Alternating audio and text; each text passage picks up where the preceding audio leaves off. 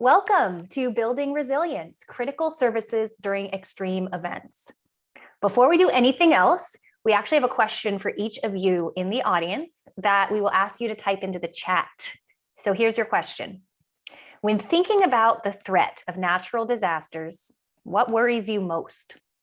It could be anything from not knowing how to react to imminent danger, such as from downed communication systems or language barriers, to inadequate resources for your particular needs, such as protecting pets or livestock, to accessing water or power during or after the disaster.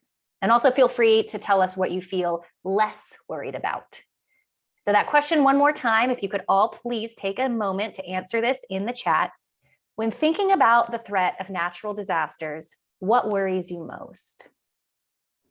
And while you are all typing that in, I'm going to give a quick intro.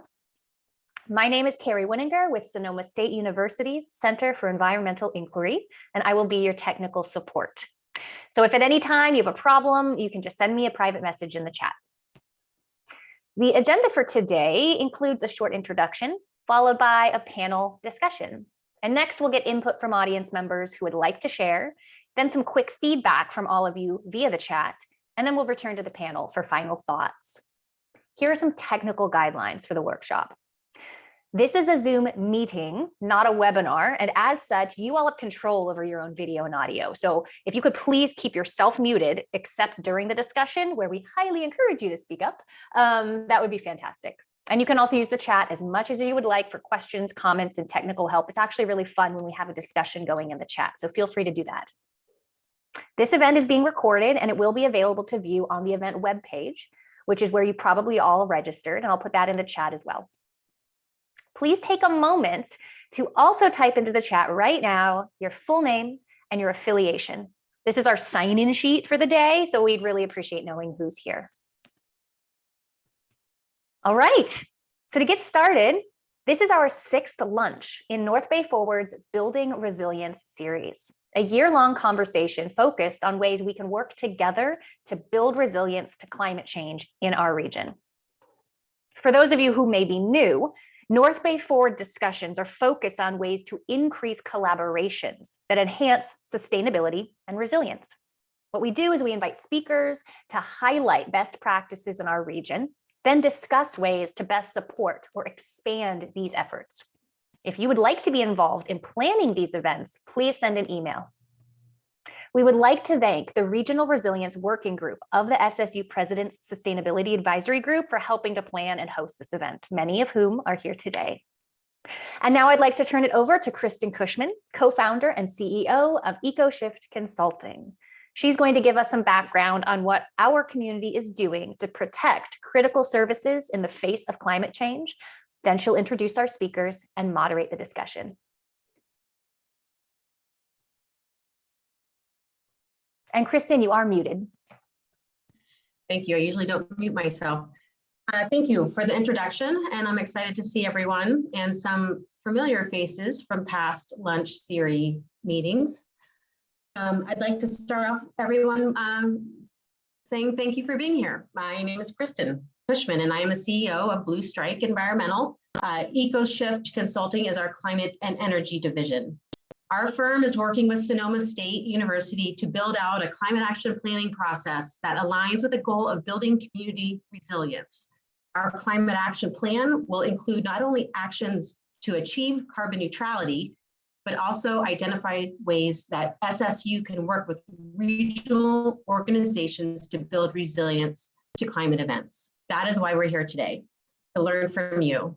Today, we will talk about critical services during extreme events.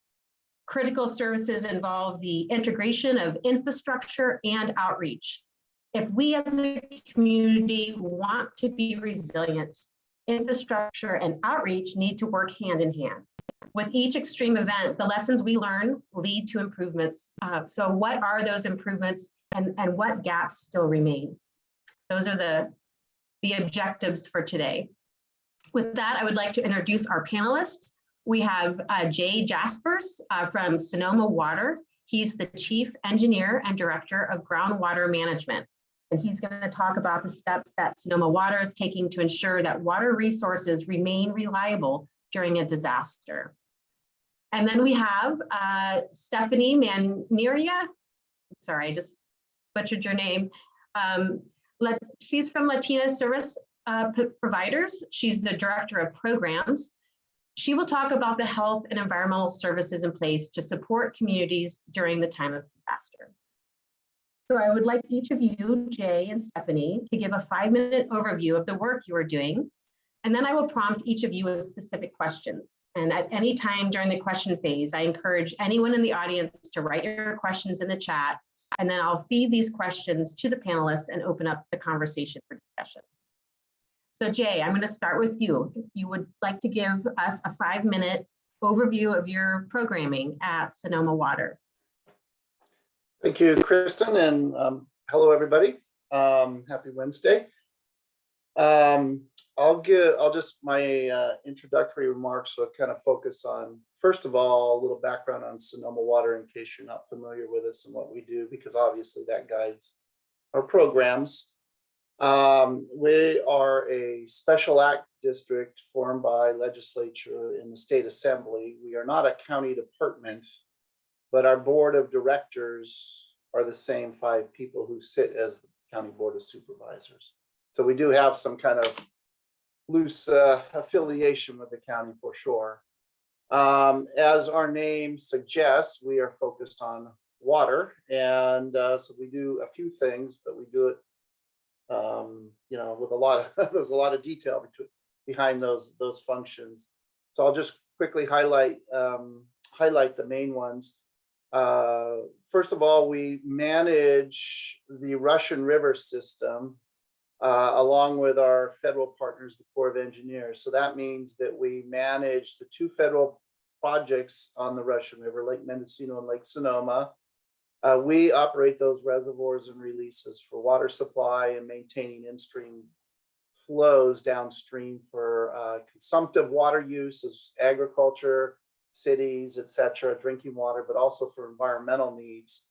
The Corps of Engineers operates those facilities for flood risk management. So there's a whole lot behind that, but that's one of our main functions and responsibilities. We also, related to that, we operate a wholesale water supply transmission system, and this is an infrastructure heavy part of our operations, where we divert some of that water in the Russian River. We treat it to potable water supply quality, and we have a series of large pipes and booster stations and tanks, and we transmit that in a regional transmission system to our customers, which are the retail water agencies, so cities and water districts in Sonoma and Marin County. For example, the city of Santa Rosa is just one of our customers. And then the third thing we do is we manage or operate 8 wastewater districts in Sonoma County, wastewater systems, the smaller ones. Our biggest one is in the Sonoma Valley. And then we also provide some flood risk management in Sonoma County. Our biggest flood risk facilities are around the Santa Rosa Creek watershed and around this, you know, the urban Santa Rosa area, Spring Lake, Matanzas Creek Reservoir, Brush Creek, and associated channels, etc. So we're responsible for that project. And there are other things we do related to flood risk management.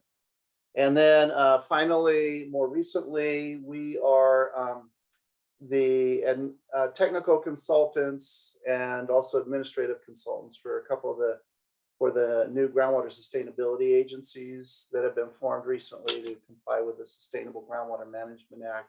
There's 3 of those agencies: Santa Rosa Plain, Petaluma Valley, and Sonoma Valley. So that, in a very high level nutshell, is kind of some of our activities. We also are involved with renewable energy projects to support our operations.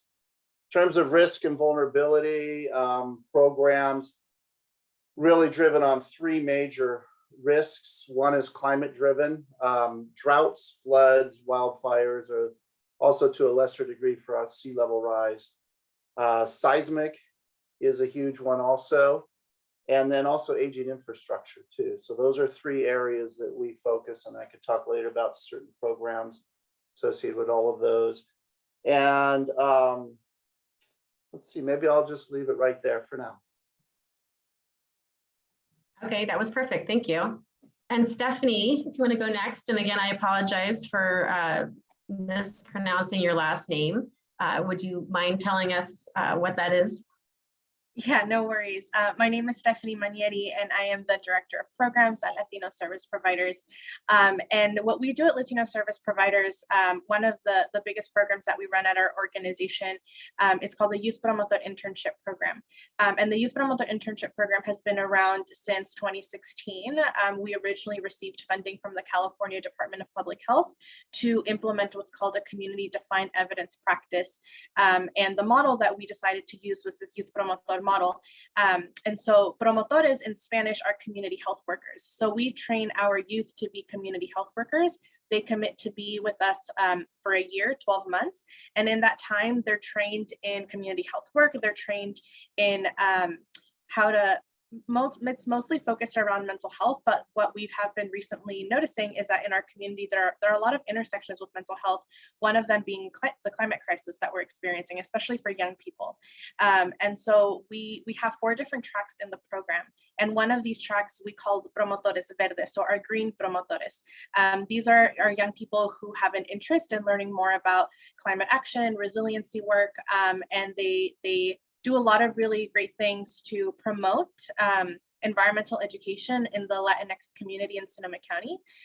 And through that, they're also learning themselves. And so they get to actually become ambassadors of this information and of resources in their families, in their friends group, and in their networks.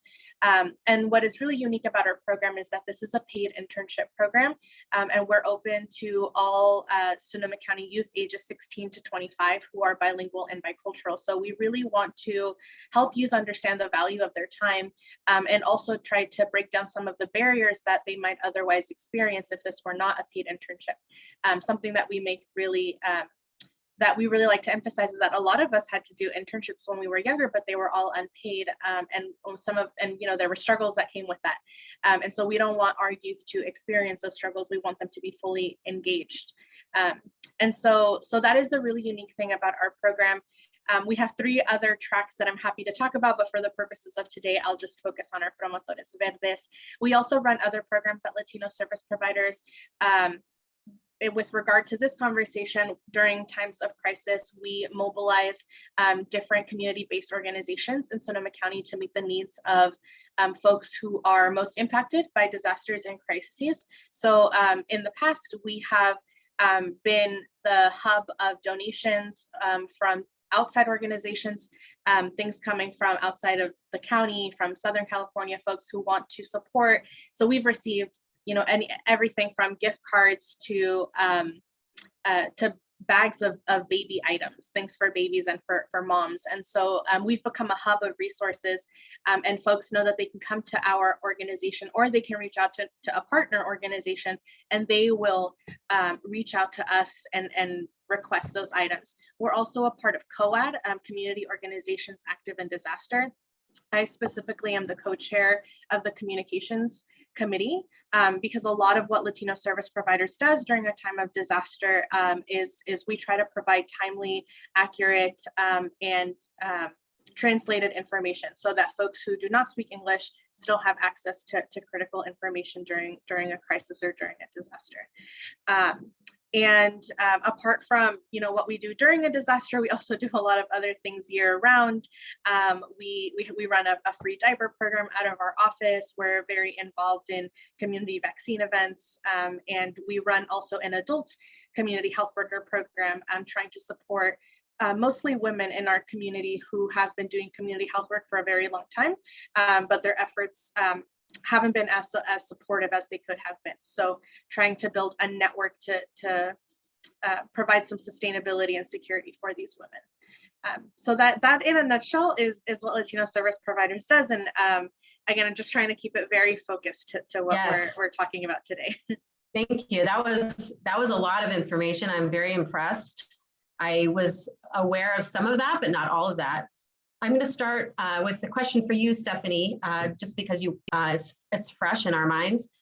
Can you give us an example, and maybe it's the mental health that I'm interested in learning about, but have there been any lessons learned over the years specific to the recent fires, the public power shutoffs. I mean, how does that affect youth in a mental way? And have there been lessons learned?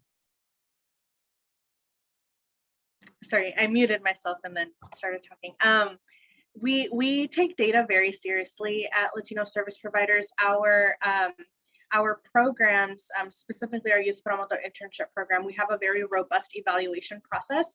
And part of that is hearing from the youth themselves, how they're doing and how they're faring with different events going on in their community. Not just locally, but also at a larger scale.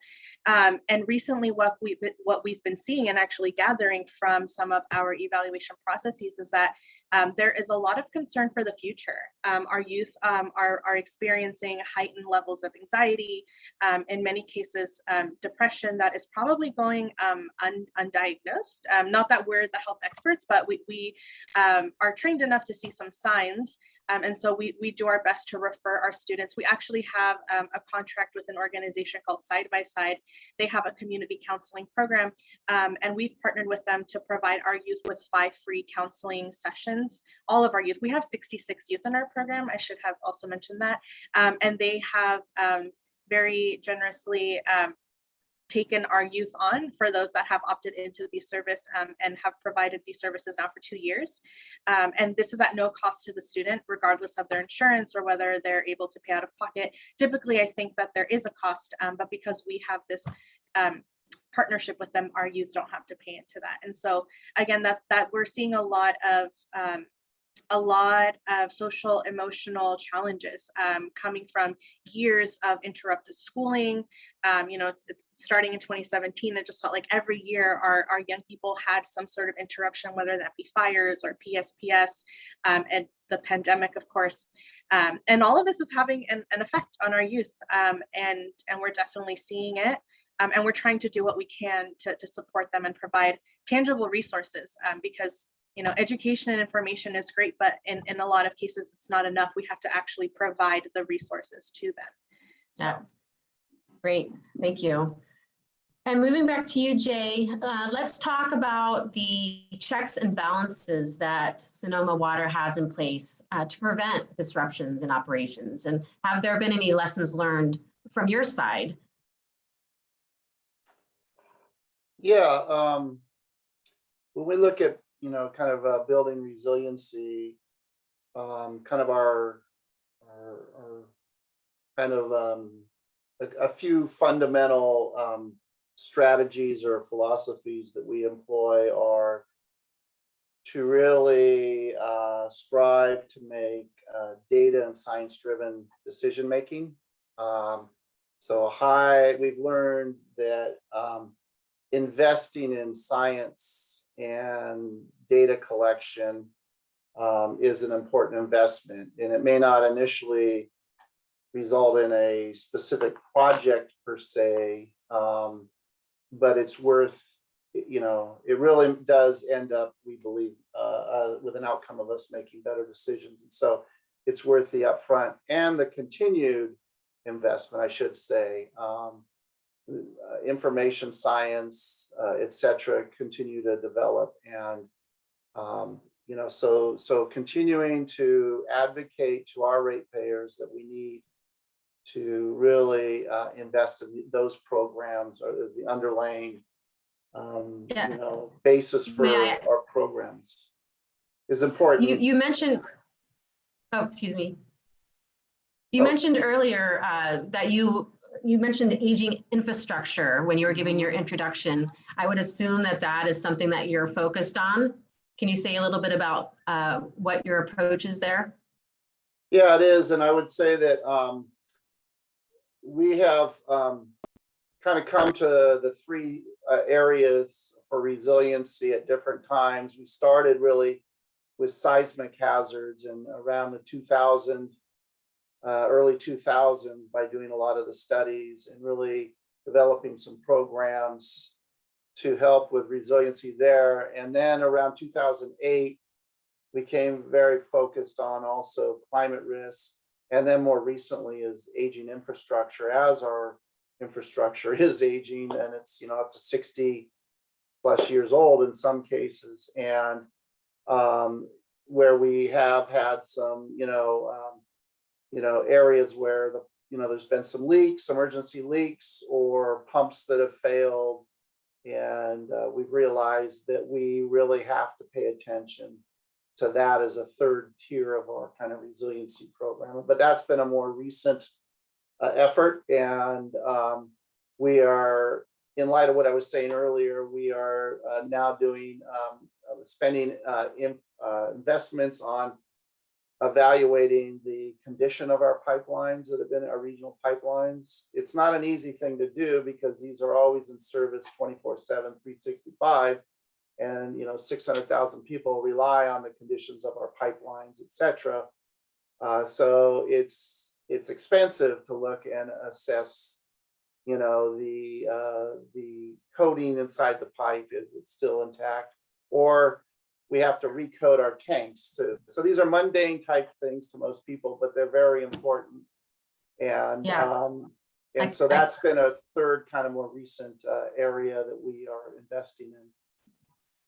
Great. I would just say another part of this, that it's not just the science, it's really the partnerships, both with the science community and other agencies and collaborators, but also, with community groups too. And so that's really important in our resiliency program, partnership. And that is that's a great segue to what I was going to say next. So thank you. I wanted to pose to both of you that the importance of this lunch series is to build those collaborations. And Sonoma State really does want to take a leadership role, and they have access to resources and research and students, and we're trying to identify ways for those to kind of benefit the community. So just keep that in mind.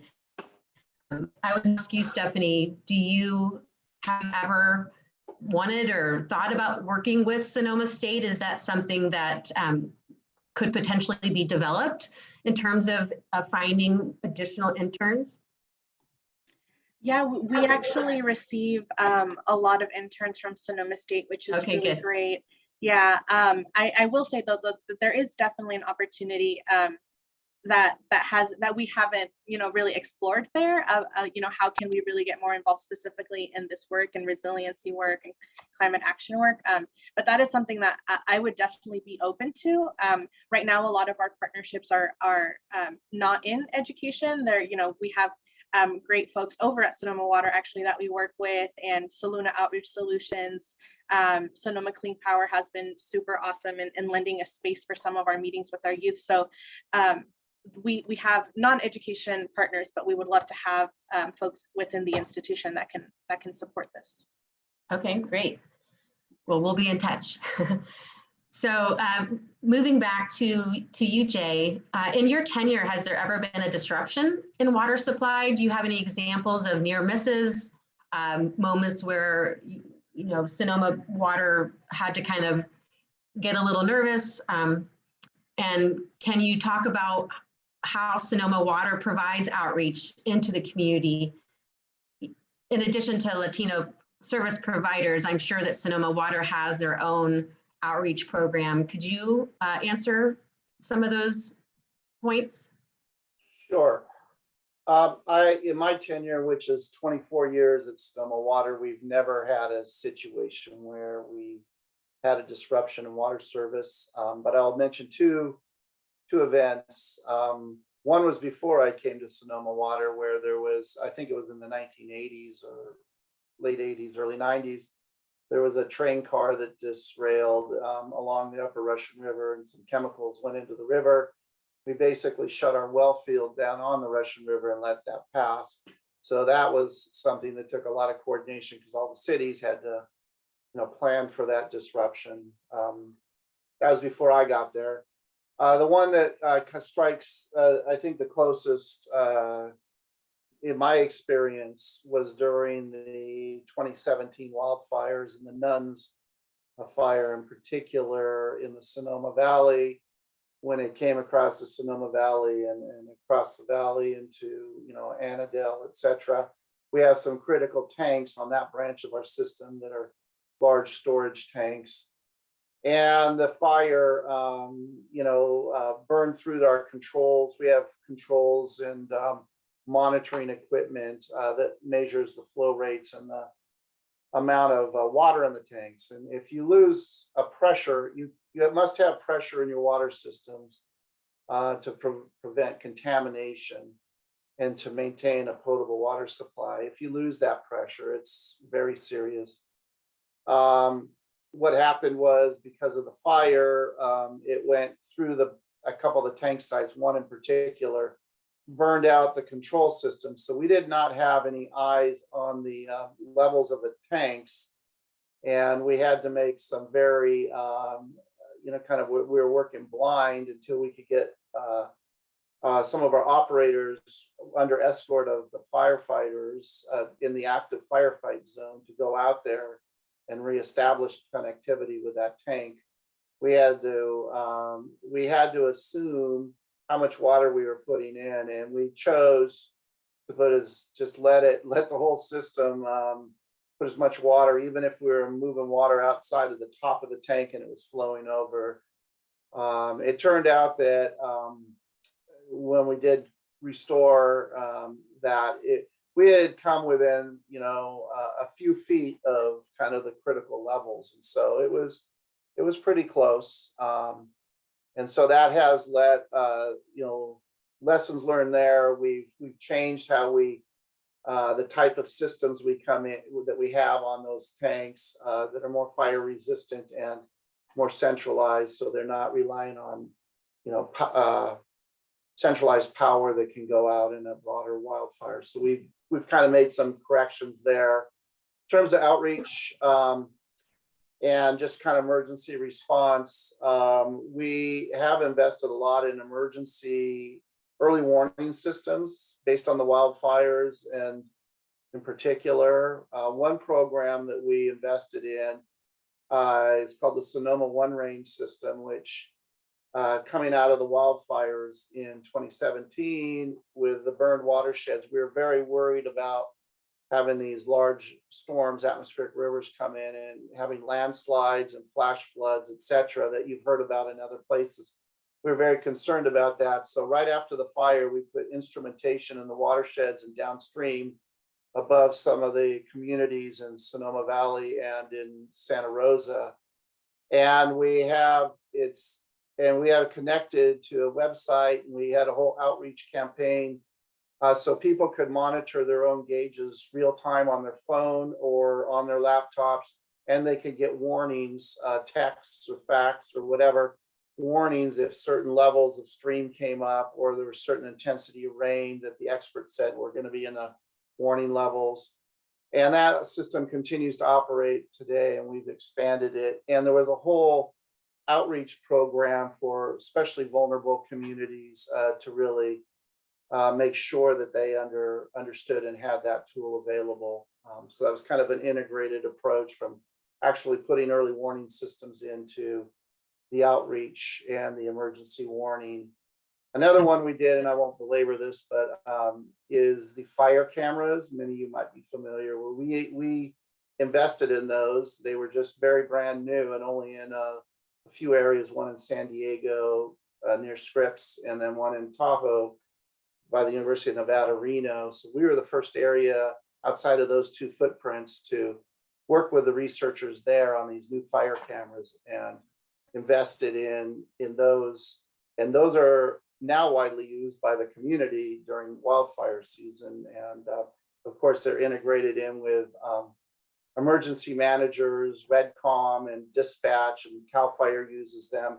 And then since that time, since 2017, when we invested in the initial network, the state has invested, tens and tens of millions into building. That's great. Kristin, Yeah, that's great. I'm wondering if I Yes. could tell everybody how some of the audience feedback we got from that first question, because it actually relates to what we've just heard.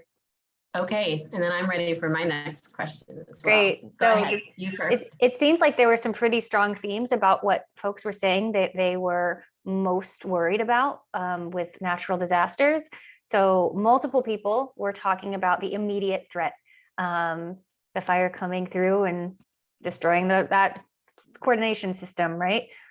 Or their friends or their family, being separated physically. And then a whole bunch of people talked about information. So not being able to access information, not being able to communicate with family to get back together again.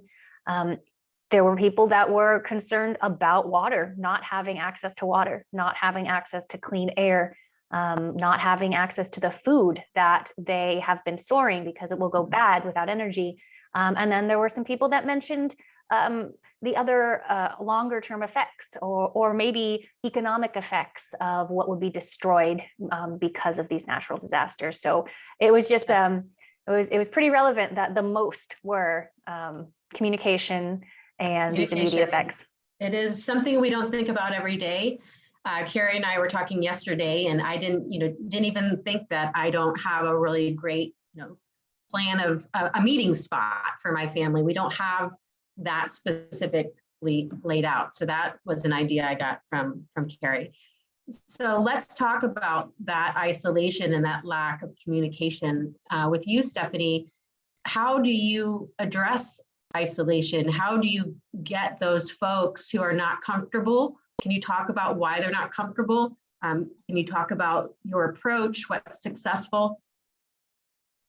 Yeah, so we have definitely learned several things over the last it's been more than just a few years now.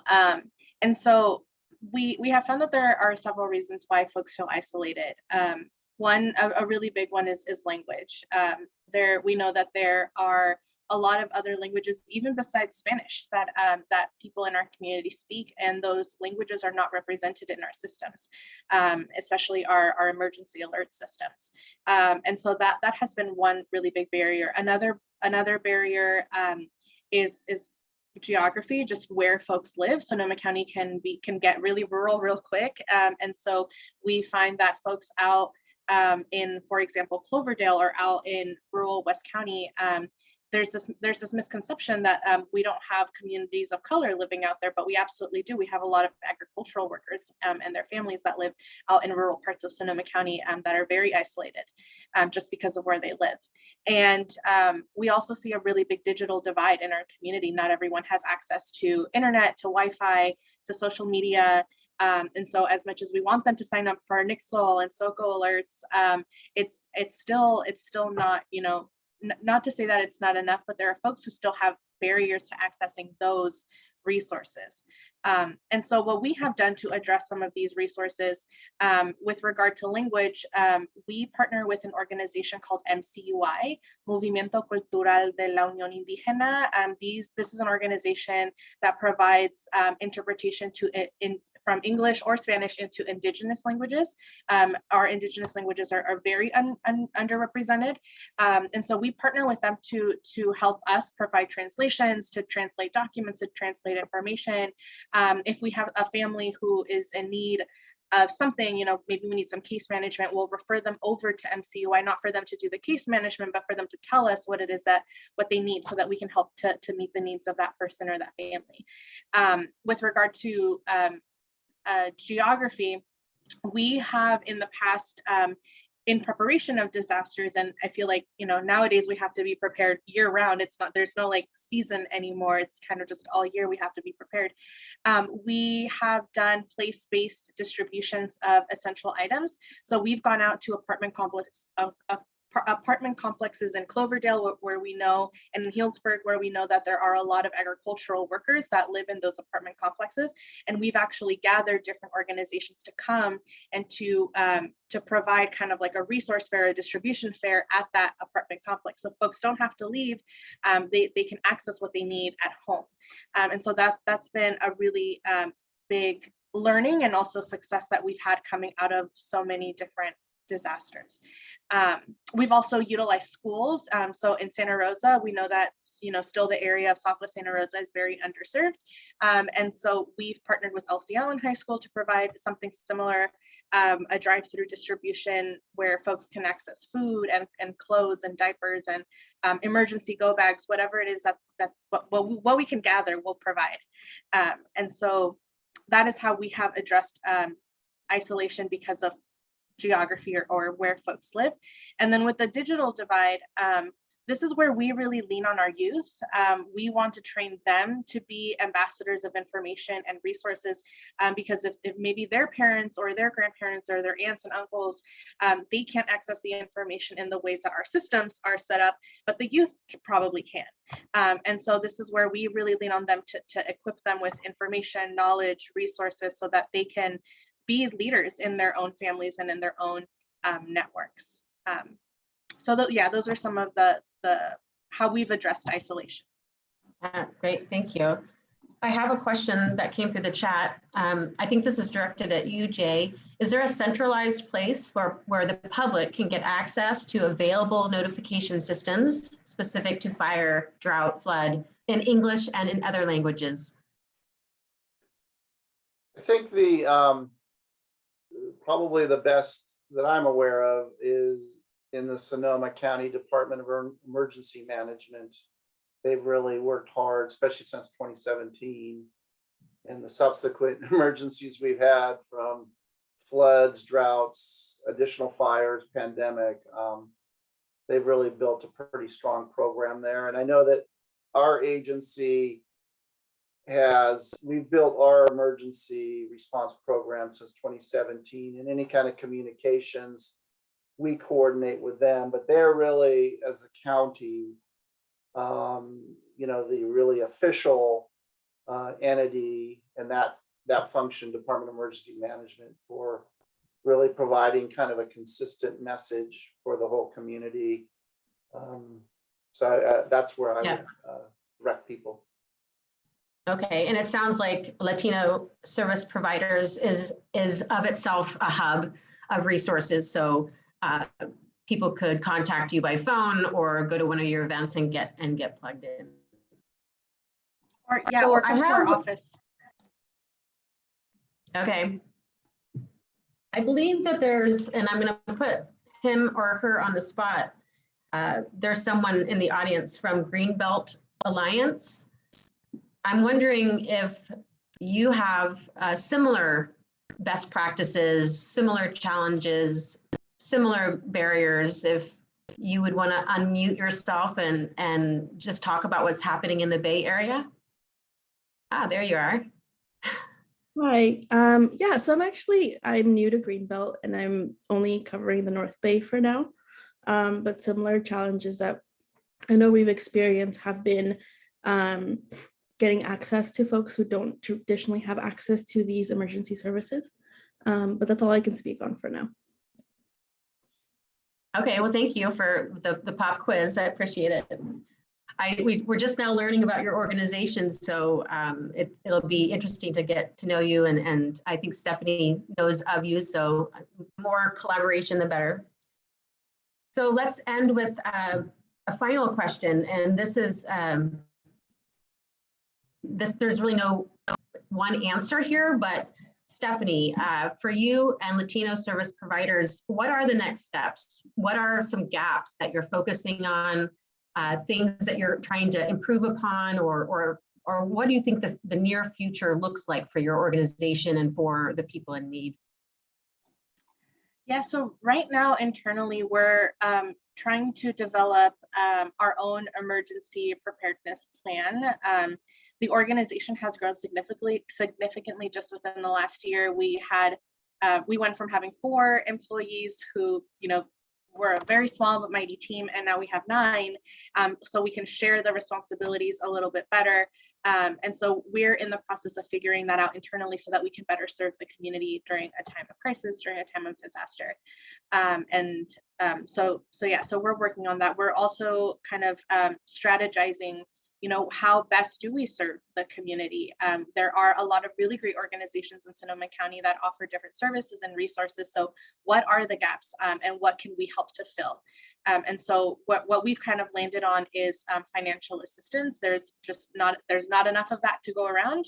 And so we are trying to figure out how we can have a sustainable fund at Latino service providers so that during a time of crisis, we can provide folks with a few $100s here or there, whatever it is that we decide to do. But financial assistance is a really big one that we want to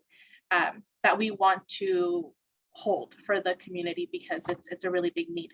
And often when we refer people to places where they can get that assistance, they're on a waiting list for months, which is not helpful during a time of crisis. So we want to be able to provide that immediately.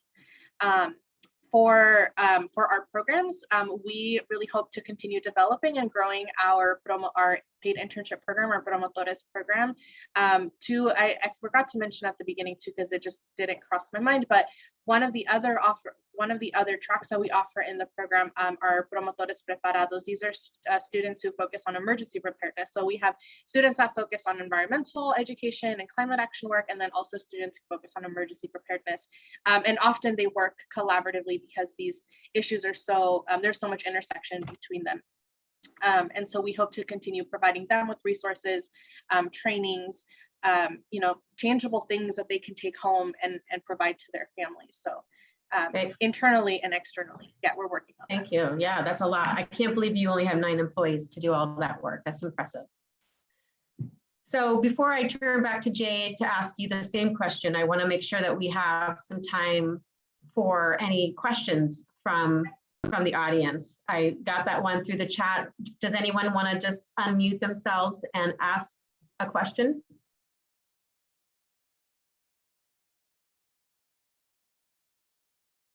Anyone? I see Claudia, your hand is raised. Yeah, so I was asking the question about the alerts, and I was really interested in what Jay said. I mean, actually, both of you were talking about what's the best way, of getting people notification systems and notifications of during emergencies. And what's not clear to me, like I was poking around on the website, is, you can sign up for the county to send you alerts, but it doesn't necessarily mean that you're getting the water alerts or the drought alerts or the, knowing what information is going in to that alert system would really be helpful to know, because that's really where the rubber hits the road, right? Is how resilient are we to each of these extreme events? So I was very curious about that. I mean, I can follow up later, but if either of you have thoughts about, is what we have working in terms of our resilience going into the future, or how could that system be better going forward? Jay, you want to start or attempt? I'll attempt. I think my short answer is it's better than it was, but it's not good enough and it needs to continue to be improved. And part of the issue is that all these emergencies are different. You have the COVID, on one side, you have flooding, which is usually it's very defined geographically and time-wise. Wildfires, somewhat similar. You have drought, which is a weird beast in terms of the emergency planning, because it slowly creeps in. Its impacts could be, we can all experience the same weather, but the impacts could be different depending on a variety of circumstances. And it's usually just kind of a slow creeping thing, and nobody knows when it'll end. It could be, we're in the 3rd year now, and who knows? It could end, hopefully next winter, or it could keep going. And so there's a whole kind of dynamic of psychology too into this, that in communicating appropriately, because one of the challenges we have in drought communication is you just tend to burn people out if you're just constantly, last 3 years, here they are again, and so there's a lot of thinking and, looking for new ways to communicate information in a way that'll kind of move the needle towards, getting people to respond and to understand what's going on. We're having a town hall meeting. Part of that is a town hall meeting tomorrow night. Look at our website. That's just one That's great. one way to do this. Yeah, that's a great idea. That's a great Yeah. idea. I see that Kirsten from Sonoma State has her hand up. I do. Thank you, Kristin. Let me lower that. And if anyone else has their hand up, I can't see everyone, so feel free to just unmute yourself. But go ahead, Kirsten. Yeah, I have a question for Stephanie. I really like what you're doing with the Promotore program. And I'd like to know more about how it operates. Do your promotores go out into the community, or do you bring people to them in gatherings? Like, what's the structure of that? And I love the different areas that you're focusing on. I think it's so important to not just pigeonhole what the conversations need to be about.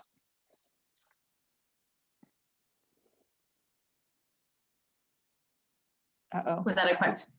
Yeah, that was my question, but I think Stephanie froze. I think she froze. I froze her with Sorry, my question. I think my Wi-Fi went out. Did you hear the full I'm so sorry. question? I did. I think I did. Yeah, I think I did. I'm so sorry. So the way that the program operates, so that's a really great question. We, prior to the pandemic, it was a lot more of being in the community, engaging with community members directly in places where we already knew that they gathered, right? Like parks, different community events. We used to go to so many community events, every health fair, every resource fair, we were out there. And then the pandemic happened and that became more difficult, but our youth are amazing and they found really creative ways of still engaging with community. They started to hold these virtual, what we call pláticas, community conversations, and they would partner with subject matter experts, and they would, have these really creative presentations where they were offering information and different things. So we really leave it up to our youth to decide how it is that they want to run their projects.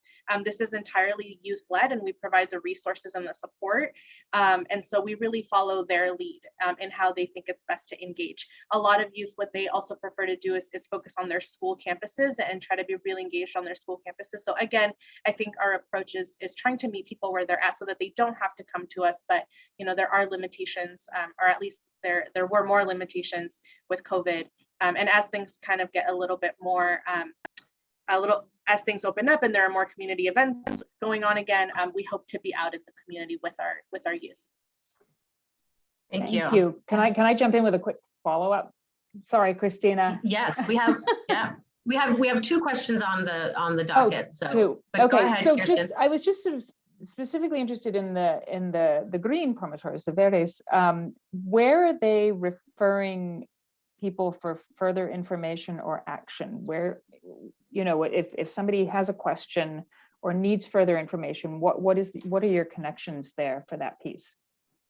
That is a great question. We really lean on our partners who already have existing programs. So for example, when I think it was Sonoma Water, when you were all doing the distribution of like the buckets and the water saving resources, our youth were trying to share that information as wide as possible. And so we really rely on our partners to provide that because right, like we don't do that directly. And so we try to be really mindful and seek out these partnerships that we know are going to lead to successful referrals for things like that.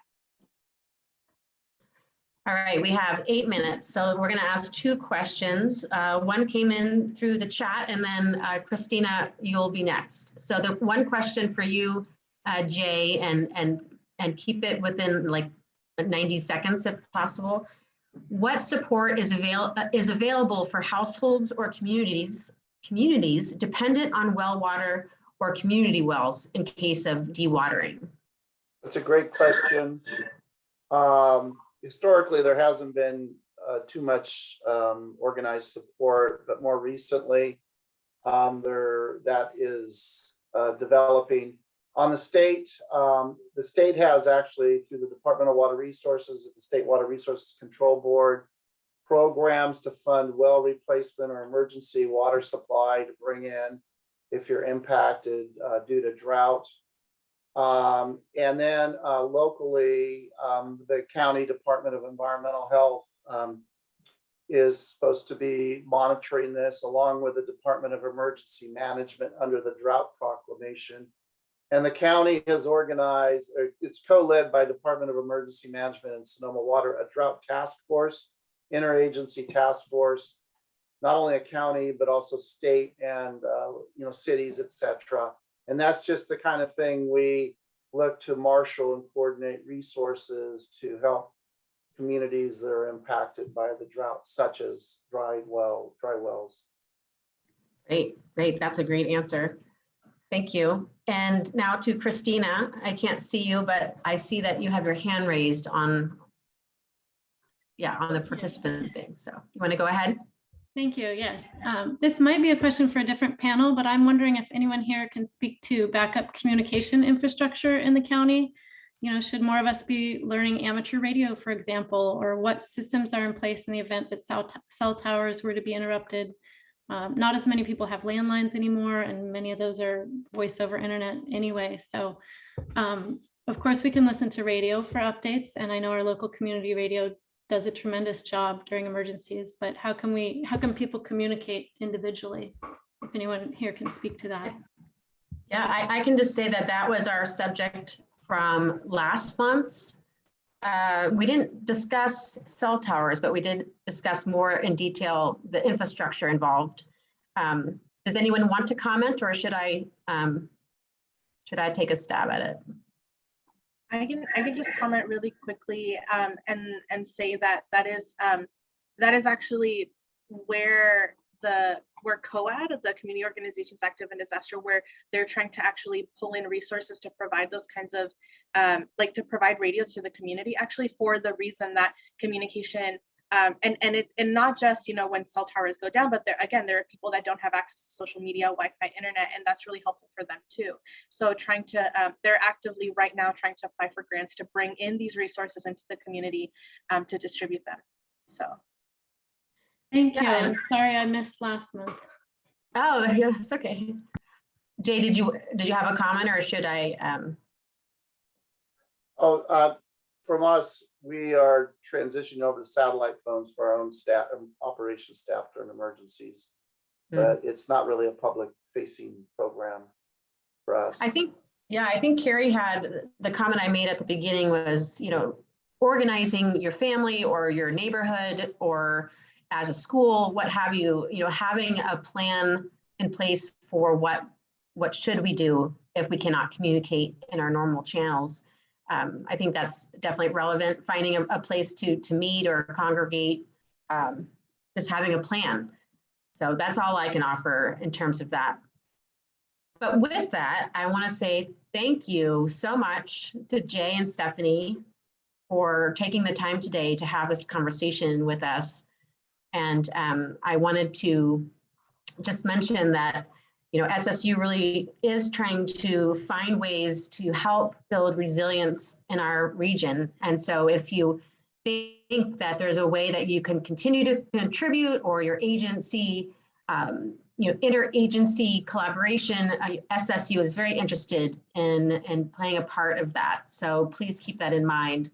With that, I'll turn it back over to Carrie to say the final words. Thank you all. Thank you, Kristin. Really great conversation. I've put a few links in the chat for you. One of them is where you can access today's recording.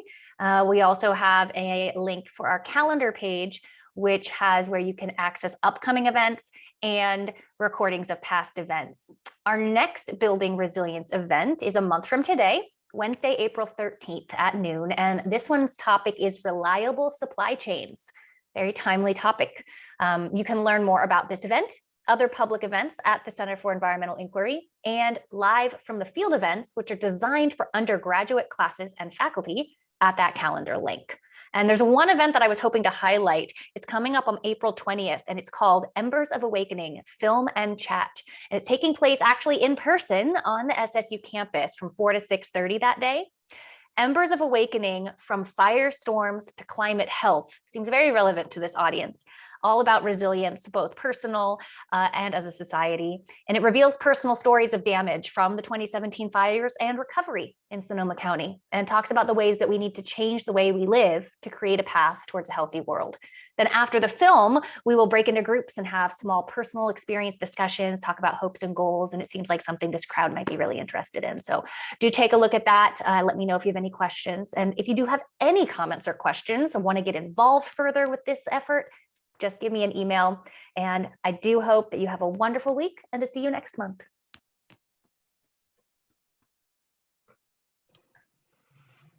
Thank you very much.